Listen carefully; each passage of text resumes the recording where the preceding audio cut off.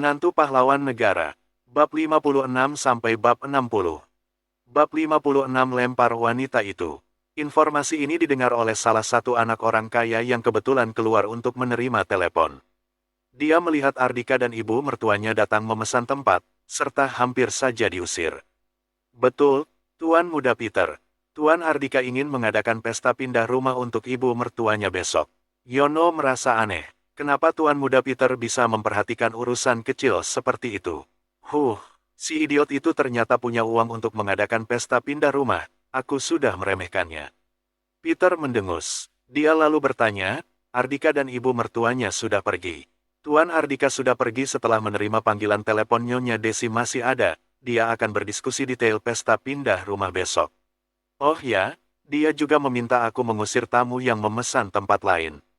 Yono tidak berani merahasiakannya. Mengusir tamuku. Memangnya dia kira dia bisa melakukan semuanya sesuka hati karena menantunya punya uang. Haha, sekarang aku akan memberitahukan faktanya, siapa yang bisa bertindak sesuka hati. Dengan ekspresi masam, Peter berkata kepada Yono, kamu turun ke bawah, lalu cari alasan dan suruh satpam melempar Desi keluar. Yono tercengang. Dia tidak menyangka Peter akan meminta seperti itu. Yono berkata dengan ekspresi kesulitan, Tuan Muda Peter, sepertinya nggak bisa. Tuan Ardika memesan Hall Utopia dengan dukungan dari orang penting.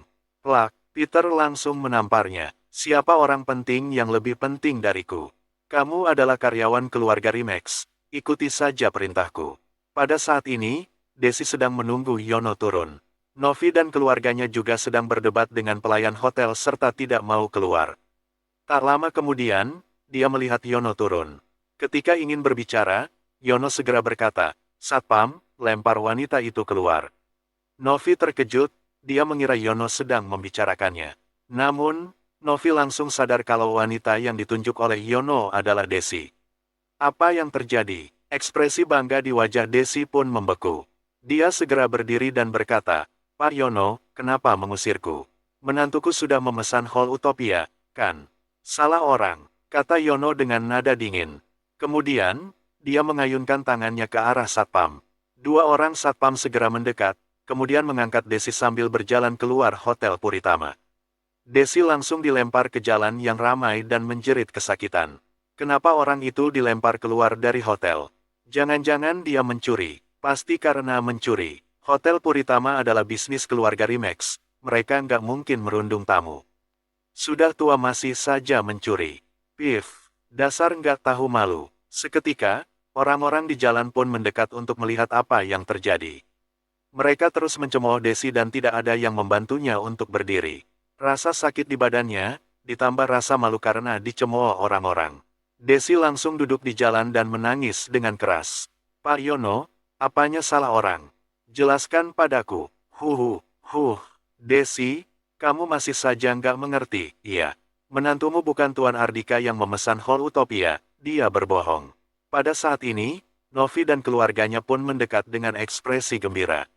Aku sudah bilang, pecundang seperti itu bahkan nggak bisa menghidupi diri sendiri. Mana mungkin punya uang untuk pesan Hall Utopia. Berlagak sombong di Hotel Puritama, benar-benar cari mati. Desi, bukankah kamu sangat sombong? Sekarang masih bisa sombong nggak? Mengusir kami sekeluarga, ternyata kamu sendiri yang diusir. Haha, sindiran Yunita, Raymond dan yang lain seperti ular berbisa yang memasuki telinga Desi. Desi merasa sangat putus asa dan juga membenci Ardika. Si idiot itu menipunya lagi. Minggir, bosnya Hotel Puritama datang. Pada saat ini, orang-orang diusir. Peter dan teman-temannya berjalan mendekat. Bibi Desi, kenapa kamu duduk di jalan? Siapa yang membuatmu seperti ini? Peter berpura-pura baru tahu kejadian ini, dia pun segera membantu Desi untuk berdiri. Peter, terima kasih. Manajer Yono dari Hotel Puritama yang melemparku keluar. Desi seolah-olah bertemu juru selamat. Entah siapapun yang membantunya, Desi sangat berterima kasih. Meskipun orang itu adalah Peter yang memiliki citra buruk pada pesta Villa Cakrawala. Peter langsung berteriak dengan marah, bajingan. Kenapa dia memperlakukan orang tua seperti ini? Tega sekali dia. Cepat panggil Yono ke sini. Bab 57 Sandiwara Peter. Yono datang dengan cepat. Tanpa basa-basi, Peter langsung menamparnya beberapa kali dengan keras. Bagus. Para penonton langsung bersorak dan memuji Peter sebagai anak orang kaya yang baik. Setelah menendang Yono, Peter pun berkata, "Pergi kamu. Berani merundung bibi Desi, kamu dipecat." Setelah mengusir Yono, Peter melihat ke arah Novi dan keluarganya yang tercengang. "Tadi kalian yang ingin mengusir bibi Desi dari Hotel Puritama, ya? Jangan mengira kalian memesan tempat di hotel kami, kalian bisa merundung orang lain sesuka hati. Cepat kembalikan uang kepada mereka, suruh mereka pergi." Novi dan keluarganya juga diusir pergi. "Peter, terima kasih banyak. Kalau nggak ada kamu, bibi pasti akan merasa malu seumur hidup." Dua hal yang dilakukan Peter membuat Desi lega dan berterima kasih padanya. "Bibi Desi, kamu juga tahu kalau aku menyukai Luna. Jangan sungkan denganku." Peter memapahnya sambil berkata, "Bibi nggak usah khawatir untuk pesta pindah rumah besok. Aku sudah membatalkan pesanan Tuan Ardika atau siapalah itu.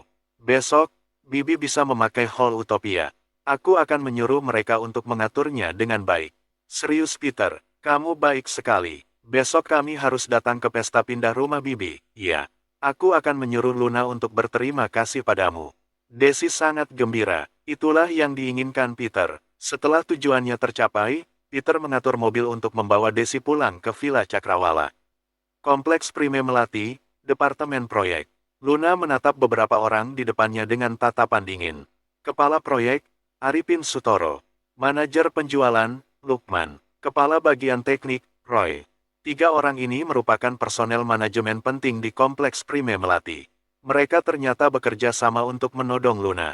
"Bu Luna, kami bertiga merupakan senior di proyek ini. Sejak proyek ini dimulai, kami sudah bertanggung jawab atas berbagai urusan. Pekerjaan kami juga nggak buruk. Jadi, mohon nggak usah mengatur pekerjaan kami. Kita kerjakan urusan masing-masing," ucap Arifin dengan santai sambil menggigit rokok. Tiga orang itu merokok di dalam ruangan sehingga dipenuhi asap rokok. Luna sudah mengingatkan mereka beberapa kali dan menyuruh mereka merokok di luar. Namun, mereka tidak mau mendengarkannya dan malah tambah parah. Sepertinya mereka sengaja memprovokasi Luna. Paling tidak, tujuan mereka sudah tercapai. Beberapa karyawan sudah mengelilingi ruangan ini. Meskipun mereka terkejut dengan kecantikan wakil manajer umum yang baru ini, mereka tetap meremehkan Luna karena melihat Luna tak berdaya di hadapan Arifin dan dua orang lainnya. Luna berkata dengan nada dingin, "Jadi kalian ingin memerintahku?" Luna datang untuk bekerja, dia juga ingin mengerjakan proyek Kompleks Prime Melati dengan baik. Dia bukan datang untuk menjadi pajangan. Sebelumnya, Wisnu dan ayahnya tidak bisa bekerja dengan benar. Arifin dan dua orang lainnya juga terus melakukan korupsi di proyek, pantas saja progres proyek berjalan dengan lambat. Grup Agung Makmur terus memasukkan uang ke proyek ini, tapi uang yang masuk tidak memberikan hasil yang setimpal. Saat itu, Luna sangat marah dan ingin memecat tiga orang tersebut. Siapa sangka, hari ini Arifin dan dua orang lainnya malah bertengkar dengannya. Ketika mereka bekerja dengan Yanto dan anaknya, Arifin dan dua orang lainnya bisa mendapatkan banyak keuntungan. Sekarang, Luna yang dikirimkan oleh kantor malah mengganggu rezeki mereka. "Hehe, bagaimana seorang wanita bisa mengancam mereka?" "Bu Luna, bukan begitu. Kami tak bermaksud untuk memerintahmu. Kami sudah bilang, kita kerjakan urusan masing-masing. Kamu nggak usah ikut campur kerjaan kami." Manajer penjualan yang bernama Lukman sudah berpengalaman. Dia juga berkata sambil tersenyum ceria. Lukman juga sambil menikmati wajah Luna yang sedang marah. "Semua urusan proyek diambil alih oleh kalian bertiga. Sekarang, kalian bilang aku nggak usah ikut campur. Apa lagi yang bisa ku kerjakan?" Luna berkata dengan dingin, "Jangan lupa, ini adalah proyek Grup Agung Makmur. Bukan kerajaan kalian. Kalau begitu, Bu Luna tidak setuju." "Iya." Kepala teknik yang bernama Roy mengembuskan asap rokok. Dia sudah malas bertengkar dengan Luna. Roy pun langsung berkata, "Kalau begitu, aku hanya bisa mengundurkan diri. Silakan cari orang lain." "Haha, kalau Roy sudah berkata seperti itu, aku pasti harus ikut. Aku juga nggak mau kerja lah," ucap Arifin sambil menepuk meja. "Aku juga sama." Lukman ikut berdiri. "Kalian mengancamku dengan pengunduran diri." Tubuh Luna tampak gemetar karena kesal. Bab 58 Pemaksaan. "Betul, kenapa kalau kami mengancammu?" Lukman menatap Luna sambil berkata, Luna, coba pikirkan baik-baik. Kalau kami bertiga pergi, proyek ini akan berhenti. Dalam waktu singkat, kamu nggak akan bisa menemukan orang untuk menggantikan kami. Cekak, mungkin saja 2 hari lagi, direktur utama akan mempersilakan 2 direktur lainnya kembali. 2 orang direktur yang dimaksud tentu saja adalah Yanto dan Wisnu. Menurut mereka, ikut Yanto dan Wisnu lebih enak. Bisa korupsi bersama tentu saja lebih enak. Sudahlah, ayo pergi. Sepertinya dia memang nggak membutuhkan kita, ayo tulis surat pengunduran diri. Sambil bersiul, Arifin memainkan mata ke arah 2 orang lainnya, lalu bersiap untuk pergi. Kalian, Luna sangat marah dan juga tak berdaya. 3 orang itu memegang kelemahan Luna. Pada saat ini, pintu ruangan pun terbuka dan seseorang berjalan masuk. Sayang, kalau mereka ingin mengundurkan diri, biarkan mereka pergi saja. Tanpa mereka, dunia tetap harus berputar. Ardika, jangan mengacau. Melihat Ardika masuk, Luna sedikit marah. Ucapan Ardika sama saja menyiram minyak ke dalam api. Ternyata, Arifin dan 2 orang lainnya langsung berhenti. Mereka menatap Ardika sambil tersenyum sinis. Roy lalu berkata, siapa kamu? Beraninya kamu membual seperti itu. Aku tahu bumi akan terus berputar. Tapi, aku lebih tahu kalau tanpa kami, kompleks Prime Melati nggak akan bisa berjalan lagi. Anak muda, jangan suka membual. Hati-hati kegigit lidah sendiri. Luna, ini suamimu, kan? Apakah sikapnya mewakili sikapmu? 3 orang itu menatap ke arah Luna. Luna terkejut dengan kemunculan Ardika sehingga kebingungan. Sayang, aku sudah bilang kalau biarkan mereka pergi saja. Ardika langsung menahan Luna dan berkata, Kepala proyek, manajer penjualan dan kepala teknik. Aku sudah menemukan orang yang tepat untukmu. Mereka adalah jagoan di setiap bidang masing-masing. Bukan orang yang bisa dibandingkan dengan 3 pecundang bodoh ini. Siapa yang kamu bilang pecundang? Ulangi sekali lagi. Arifin yang galak langsung marah. Dia pun menggulung lengan baju dan ingin menghajar Ardika. Arifin, jangan terprovokasi olehnya. Dia sengaja membuatmu marah, jangan sampai jatuh ke perangkapnya. Lukman yang licik segera menahannya, lalu berkata dengan sinis, Ardika ya. Mana orang yang kamu cari? Coba panggil ke sini, aku ingin melihat siapa jagoan yang kamu bilang itu. Ardika, jangan mengacau, aku bisa mengurusnya sendiri. Luna menarik lengan Ardika dengan kesal. Luna tidak percaya kalau Ardika bisa mendatangkan 3 orang untuk menggantikan Arifin dan 2 orang lainnya. Dengan kondisi grup Agung Makmur yang makin memburuk setiap hari, jangankan jagoan dalam bidang masing-masing, mereka bahkan kesulitan untuk mencari 3 orang yang setara dengan Arifin dan yang lainnya. Arifin dan yang lainnya tahu akan hal itu, sehingga mereka tidak takut. Bagaimana kamu mengurusnya? Berkompromi dengan 3 pecundang tak kompeten ini. Bagaimana kamu bisa bekerja ke depannya? Ardika tidak ingin kemampuan dan kehebatan istrinya digunakan untuk berdebat dengan 3 orang pecundang itu. Ketika mendengar Ardika menyebut mereka pecundang tak kompeten, Arifin dan yang lainnya langsung marah. Ayo, kita tulis surat pengunduran diri. Luna, kamu pasti akan datang memohon kepada kami nanti.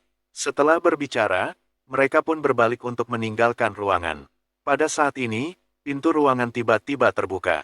2 orang pria dan seorang wanita berjalan masuk. Melihat 3 orang itu, Arifin dan yang lainnya tercengang. Mereka kenal dengan 3 orang tersebut. Ziko Lerama, mantan kepala proyek grup Laut Berlian, manajer proyek Menara Sahid.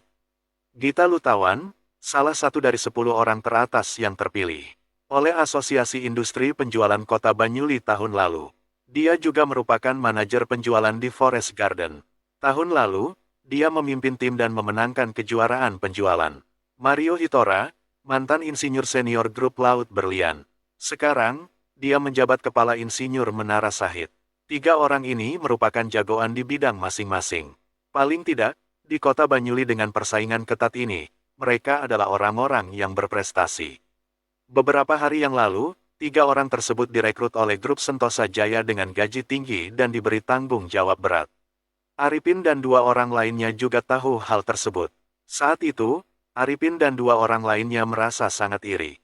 Siapa sangka, 3 orang ini bisa datang ke proyek mereka. Wah, Pak Ziko, selamat datang. Apakah ada kerjasama yang ingin dibicarakan? Aku adalah manajer proyek kompleks Prime Melati, Arifin Sutoro. Pak Ziko bisa berbicara denganku. Arifin dan dua orang lainnya mengira Ziko adalah utusan grup Sentosa Jaya untuk membicarakan kerjasama. Arifin pun tidak jadi pergi dan segera menyambutnya. Bab 59 jagoan di bidangnya. Kak Gita, aku adalah Lukman. Kita pernah bertemu di acara asosiasi sebelumnya. Kita sempat berfoto setelah kamu mendapatkan penghargaan. Pak Mario, saya sangat mengidolakanmu. Lukman dan Roy juga segera mendekat. Kalau tiga orang hebat ini bisa tertarik pada mereka, kemudian mengajak mereka masuk ke grup Sentosa Jaya, mereka pasti akan kaya. Maaf, kami datang untuk wawancara. Jangan mengganggu kami, oke. Arifin dan dua orang lainnya tercengang. Dia lalu berkata, wawancara. Bukankah kalian baru pindah ke grup Sentosa Jaya? Kami sudah mengundurkan diri dari grup Sentosa Jaya. Mengundurkan diri dari grup Sentosa Jaya dengan aset puluhan triliun itu. Apa yang terjadi? Namun, mereka bilang datang wawancara. Kenapa datang ke kompleks Prime Melati? Ziko melewati mereka, lalu datang ke hadapan Luna. Bu Luna, saya datang untuk wawancara posisi manajer proyek kompleks Prime Melati. Ini CV saya, mohon dilihat dulu. Bu Luna, saya Gita Lutawan. Saya datang untuk wawancara posisi manajer penjualan. Bu Luna, saya Mario Hitora. Saya datang untuk wawancara posisi kelapa insinyur. Dua orang lainnya juga maju ke depan sambil menyerahkan CV mereka. Bam, Arifin dan dua orang lainnya sangat terkejut.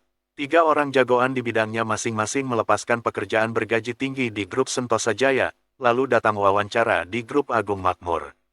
Apa yang terjadi? Apakah mereka gila? Luna juga tercengang. Dia tentu saja kenal dengan tiga orang ini. Luna sama sekali tidak berani membayangkan tiga orang ini akan datang ke hadapannya sambil menyerahkan CV. Maaf, aku ingin tahu, kenapa kalian mengundurkan diri dari grup Sentosa Jaya dan datang ke grup Agung Makmur? Luna bahkan tidak berani percaya bahwa ini nyata. Ziko bertatapan dengan dua orang lainnya. Pada akhirnya, Gita yang jago berbicara pun berkata, Bu Luna, setelah mendengar bahwa hari ini Anda sudah mengambil alih kompleks Prime Melati, kami segera mengundurkan diri. Karena kami merasa bahwa masa depan akan sangat cerah bersama Bu Luna. Masa depan akan sangat cerah. Bahkan Luna tidak percaya dengan ucapan seperti itu. Luna berkata, terima kasih atas kepercayaan kalian. Tapi, aku jujur saja, kondisi grup Agung Makmur sedang buruk. Sama sekali nggak bisa dibandingkan dengan grup Sentosa Jaya yang beraset puluhan triliun. Aku khawatir perusahaan kecil ini nggak bisa memberikan kalian tempat untuk berkembang. Bahkan, aku khawatir nggak bisa memberikan gaji tinggi kepada kalian seperti grup Sentosa Jaya. Luna tersenyum getir, karena itu memang fakta. Tiga orang ini bukan karyawan biasa yang menerima gaji saja. Bu Luna terlalu merendahkan diri. Gita melanjutkan, sebelumnya, grup Agung Makmur nggak punya harapan karena dipegang oleh orang lain. Tapi sekarang sudah berbeda karena Bu Luna yang memegang kekuasaan. Di kota Banyuli, semua orang mengakui kemampuan Anda. Ucapan Gita memang benar. Ketika Luna lulus dan masuk ke grup Agung Makmur, dia tetap bisa membuat banyak prestasi meskipun terus dibatasi. Lalu, orang-orang terus menaruh perhatian pada Luna karena Luna adalah anaknya Jaki. Bagaimanapun, Jaki adalah pria yang pernah membuat prestasi besar bersama grup Agung Makmur. Ziko juga berkata, nggak masalah kondisi grup Agung Makmur sedang buruk. Dengan kepemimpinan Bu Luna, kondisi grup Agung Makmur pasti akan kembali berjaya. Aku datang ke sini karena melihat hal tersebut. Betul, uang bukanlah masalah. Memulai dari awal memang sulit. Lagi pula, aku nggak kekurangan uang. Aku ingin mengikuti Bu Luna untuk memasuki era yang lebih besar, kata Mario si kepala insinyur dengan tegas. Ucapan tiga orang itu membuat mata Luna memerah. Luna pun membungkuk sambil berkata, baik. Kalau kalian begitu percaya padaku, aku nggak akan menolak lagi. Aku juga akan berusaha untuk tidak mengkhianati kepercayaan kalian. Selamat bergabung. Lalu, kalian bertiga sudah boleh pergi. Luna, beraninya kamu mengusir kami. Kamu pasti akan menyesal. Arifin dan yang lainnya berjalan keluar dengan kesal. Mereka memutuskan untuk membalas dendam. Mereka tahu banyak rahasia bisnis grup Agung Makmur. Jadi, mereka bisa membalaskan dendam dengan mudah. Tatapan Ardika menjadi dingin. Tunggu sebentar, Siapa bilang kalian boleh pergi? Ardika, memangnya siapa kamu? Kami harus meminta persetujuanmu untuk pergi, iya. Arifin dan yang lainnya menoleh ke belakang dengan tatapan hina. Ardika lalu berkata, kalau kalian menyebut diri sebagai senior, seharusnya tahu aturan, kan? Sebelum pergi, tanda tangan dulu surat perjanjian anti persaingan. Dalam 1 tahun, kalian nggak boleh bekerja di perusahaan saingan kami. Kalian juga nggak boleh bekerja di bidang yang sama dengan perusahaan kami. Betul, tanda tangan dulu sebelum pergi. Luna terkejut, dia tidak menyangka bahwa Ardika juga tahu akan hal tersebut. Kalau Ardika tidak mengingatkannya, Luna juga melupakannya.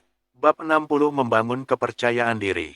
Apa, kamu yang mengusir kami, tapi malah meminta kami tanda tangan surat perjanjian? Arifin dan yang lainnya langsung marah. Awalnya, mereka ingin segera pergi melamar pekerjaan di perusahaan saingan Grup Agung Makmur. Dengan rahasia bisnis Grup Agung Makmur di tangan mereka, selain bisa memberikan pukulan kepada Luna, mereka juga akan digaji tinggi. Kalau mereka tanda tangan perjanjian anti persaingan sehingga terikat oleh hukum, mereka tidak bisa melakukan apapun lagi. Kalian nggak mau tanda tangan? Ardika menyipitkan matanya. Kami nggak mau, memangnya kenapa? Arifin dan yang lainnya segera berjalan pergi. Ekspresi Luna langsung menjadi masam. Dia melihat jelas kebencian di mata mereka bertiga, mereka pasti akan membalas dendam kepada Grup Agung Makmur. Lalu pada saat ini, Ardika tiba-tiba mengangkat ponselnya. Tangkap mereka. Setelah itu, beberapa petugas kepolisian yang berada di luar langsung berlari masuk. Arifin, Lukman, Roy, kalian bertiga dicurigai melakukan kegiatan ilegal seperti penggelapan dana. Sekarang, silakan ikut kami ke kantor polisi untuk melakukan penyelidikan. Wajah Arifin dan 2 orang lainnya langsung menjadi pucat. Namun, tidak peduli sekeras apapun teriakan mereka, petugas kepolisian tetap membawa mereka pergi. Nggak tahu diuntung, ucap Ardika dengan santai.